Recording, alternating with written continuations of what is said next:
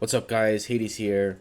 Big announcements here. We have Apollo. He's coming to our probably the new KVK. I want to talk all about where he falls in the meta, my predictions on what kind of teams he will fall into, and if he's even worth buying for you. So let's jump straight into it. We have the new Chaos Element Ranged Archer Immortal Apollo, clad in pristine holy robes and wielding a golden longbow. It's about to descend upon Norheim. Legend has it that he was once the son of the sun god, who fell while protecting the mortal world. Now he returns to the battlefield with the power of the sun, judging the evils of the world with his solar arrows. So, we have his ultimate, Solar Crown Strike. Very important here. Deals physical damage to all enemies. Damage rate X. Damage rate X is right here. It does 225 at min, and we only care about maximum. It does 750% at max rank. Next part of his skill. With a 70% chance to reduce their healing received by 30% for 6 seconds. This is important. 70% chance to reduce healing by 30%. This is just straight up not good. This is like con but worse and kin but worse. Both of them guaranteed to wound, and they wound 100%, not 30%. So there might be something missing. I have a feeling that it will go through Athena or something of that nature, but if it doesn't, and if this is all correct, then this is just straight up worse than our two wounders at the moment. Each time the skill is cast, Apollo gains a stack of light blessing, reducing the damage received by 10%, right here. Why 10%? Up to 3.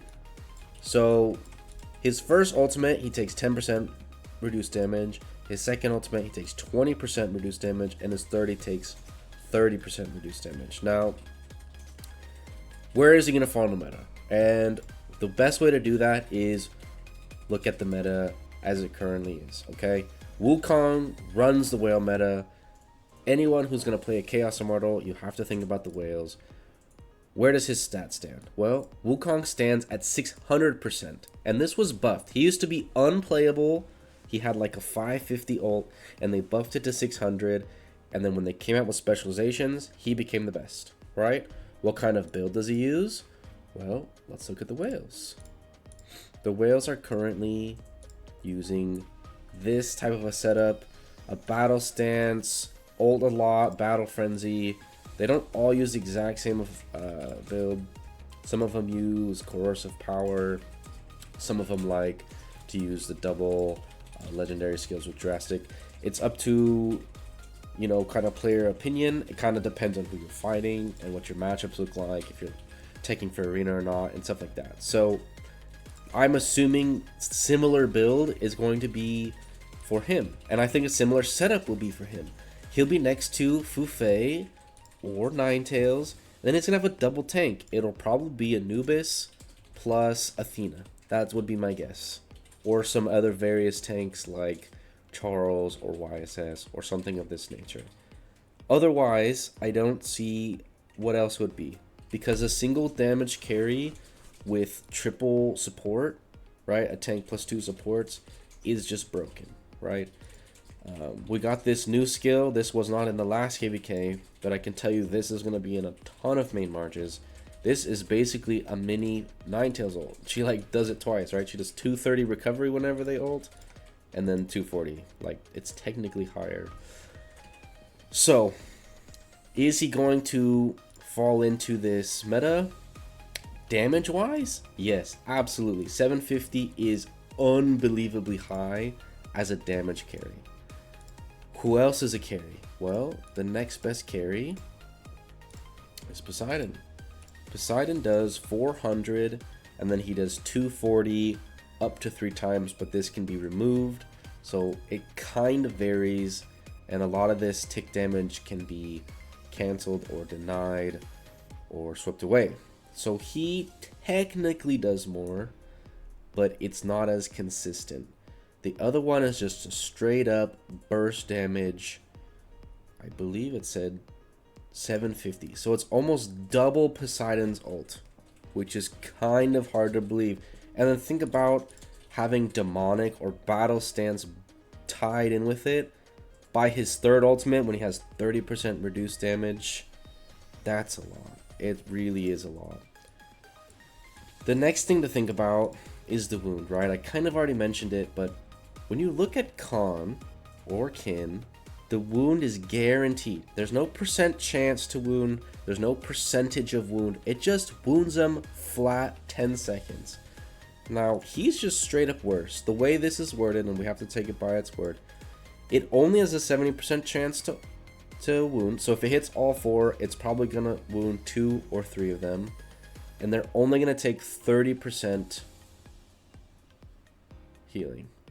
Or they're going to reduce it by 30. So they get 70% of the healing. So maybe this supersedes something like Athena, because right now there's already 2 immortals that counter wound, right? You can see here, makes them immune to serious wounding. And then we look down here at Ninetales. Cleanses allies of serious wound, right? So there's already 2 ways to cleanse wound. So it's not a great way. It's just not a great option. So if you are going to look to put him in a team, it has to be based off of this number. This is by far the highest number in the game, and it's not close. Now here's another thing to consider. We have to think about specializations. When you look at specializations, let's just look at Baldwin, for example. They have something like this, right? At the end, it looks like this, 100%. All the mages have 100%. But Loki's, when he maxes it out, is much higher. You can see here, it's 125%. His level 6 specialization is 100%. He can cap out 25% higher, right? Same thing with Khan. Khan goes up to 100. I am very much assuming the ranged hero is going to be maxing out at 125%. Plus, he's going to have the option to use demonic or battle stance, and it's going to make it really, really crazy. So when it comes to a damage carry, he is going to be the new best option for pure DPS. He's also not going to be easy to take off the field. 30% reduced damage is very high. And we can compare that to one very specific hero, and that's Athena. Athena is one of the best tanks in the game because she debuffs wounds, she gives recovery rate, but guess what? She gives reduced damage taken. This reduced damage, if you've ever fought a holy team with Athena and you got him real low and then you got him below 60% and this activated, you've probably felt that like impossible feeling in a replay. You're like, how do I finish them off? I don't feel like I can. It's because of that 40% boost they're getting. And then on top of that, all the heals, and they just heal back.